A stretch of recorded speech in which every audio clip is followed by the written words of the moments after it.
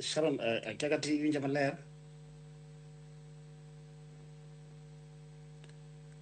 Sharon, iwinja. Awinji nyalo mana dhi mbele. Erokamano, abende danda wach ni mbaka gore maber. Asewinjo colleagues na bende kaka loso. En adier makende ni gima duong' modego no atimo sana sana ewi weche wa mag development. Ing'e counties e backbone mar development e gwenge mapiny.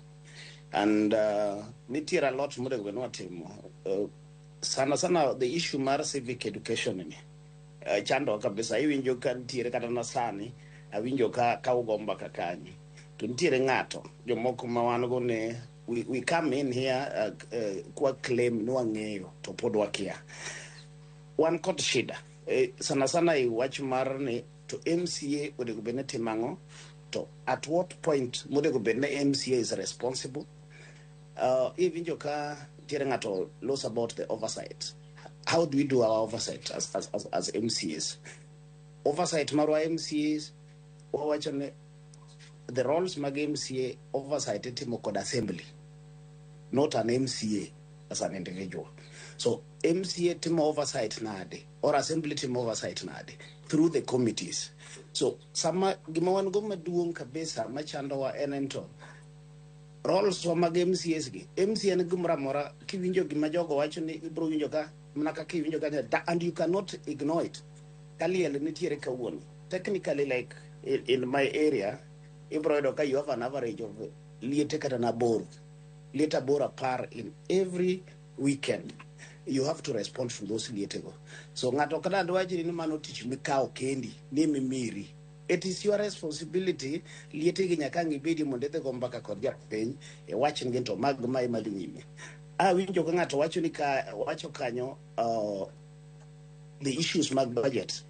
Wadho watimo budget marwa part of the budget nitiere nyaka the own source revenue message moko paro no de like a good example and wado anatim tamaking mar nyamonye market aketo pesa wado wakalo pesa no nitiere kada maybe say 10 million in the budget for that particular road I wachweyo makwa collect on own source revenue or commit the targets machuno nyaka kro pesa gine project no kang no tim japiny ma kawaida nyone no pesa no kani budget nyone no pesa no kano obedo propose magne gi public participation samedo kaka wacho ni ok waloso ndaran ongene MC nyu chiemo.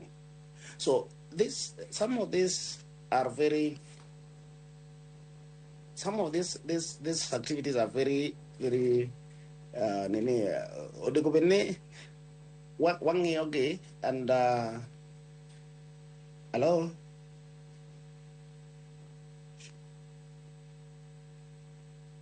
Bella winji. Yeah, odego bene responsibilities tijwa kaka mar MCA no aparo ni gima duong' kabisa en nane we really need to have a very serious civic education.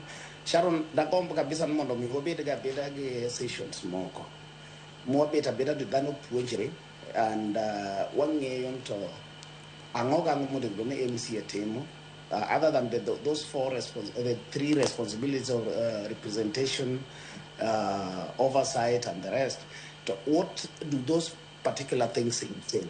But at county level, to one got a lot of issues are beyond us as even the MCAs.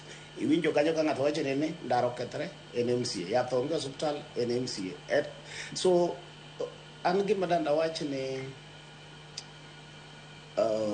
one got a lot of responsibilities and in fact I'm very happy nikija winjo ka ng'ato be kendo kanyo wacho kata ne one of my colleagues wacho ne while you want to do your role kaka MCA you want to do an oversight to oversight midwa timo ne to in kod responsibility moro kacha mar nia in ionge pesa mar timo any job you don't have any account kata siling achiel mar timo any other job to chuno nyaka kore dhi go chunge piny ne governor or seche moko wasekalo budget sama budget isekalo no to pesa no the budget is also determined by the own source revenue and those other monies mabiro go kagigo onge then it will still force you kata ka iwinjo ka ng'ane awinjo ka our activists there is saying, no, in kalo budget to go de gobeni rita. It can't work like that. Somewhat worry to pesa. To sejemoko pesa na media gawachi ni new project collecting 1 billion as own source revenue. To ku collect pesa na. To projects magi to ni keto ga budget. Sejemoko na you like say your projects in your ward maybe is 20 million or 30 million. Tiwa jonono you have under collected funds.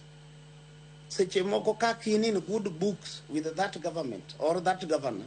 To sejemoko that 20 million cha nyalo gamna bedo magi magwodi ni mano ko bedo collected.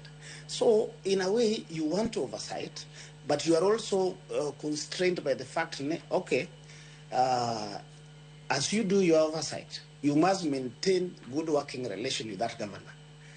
So Sharon, that is the challenge more one go in our works kaka MCS. Ne one got responsibility. Japenyi be is expecting some things from you. Tini won kaka gekima expected from you. You don't have the source of funds to do it.